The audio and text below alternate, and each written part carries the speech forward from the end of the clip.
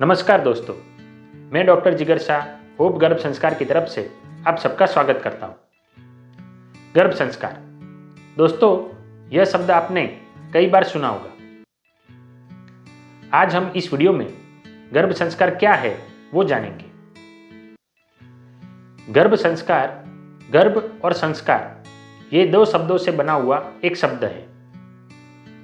आयुर्वेद के चरक संहिता में गर्भ की संज्ञा देते हुए चरक आचार्य ने कहा है, शुक्र शोणित जीव संयोगे तु खलु कुक्षी गते गर्भ संज्ञा भवति, जिसका अर्थ है शुक्र यानी कि स्पर्म जिसको पुरुष बीज कहा जाता है, शोणित यानी कि ओवम जिसको स्त्री बीज कहा जाता है, जीव यानी कि सॉल, यह तीनों का संयोग यानी कि मिलन अगर गर्भाशय में होता है तो इसे गर्भ संज्ञा दी जाती है। उसी तरह संस्कार की संज्ञा देते हुए आयुर्वेद में कहा गया है, संस्कारो ही नाम गुणांतराधानम, यानी कि एक गुण को दूसरे गुण में रूपांतरित करना। अगर अब हम यह दोनों शब्द के अर्थ को मिला दे तो गर्भ संस्कार का मतलब होता है गर्भ के गुणों में किया जाने वाला परिवर्तन।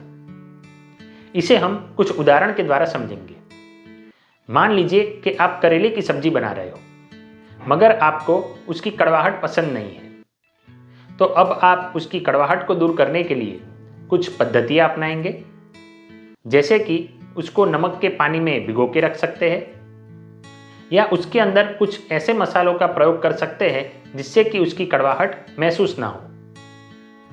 उसी तरह उसे किसी और सब्जी के साथ मिक्स करके भी आप खा सकते हो, जिससे कि उसकी कड़वाहट कम हो जाएगी। तो ये हमने क्या किया कि जिस गुण की हमें ज़रूरत नहीं थी या जो हमें पसंद नहीं था, उसे दूर करने के लिए या उस गुण को परिवर्तित करने के लिए कुछ पद्धतियों को अपनाया, जिसे हम संस्कार कहते हैं।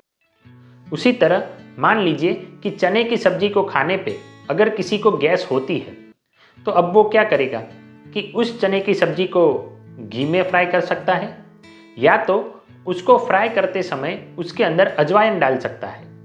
यह चीज़ करने पे वो गैस कम करती है या तो नहीं करती है। तो ये भी एक प्रकार का संस्कार हुआ। उसी तरह मान लीजिए कि गर्भ के अंदर कुछ अच्छे गुण हमें चाहिए और कुछ अवगुण हमें नहीं चाहिए, तो उसे दूर करने के लिए या अच्छे गुण को बढ़ाने के लिए जो पद्धति को अपनाया जाता है उसे हम गर्भ संस्कार कहते हैं।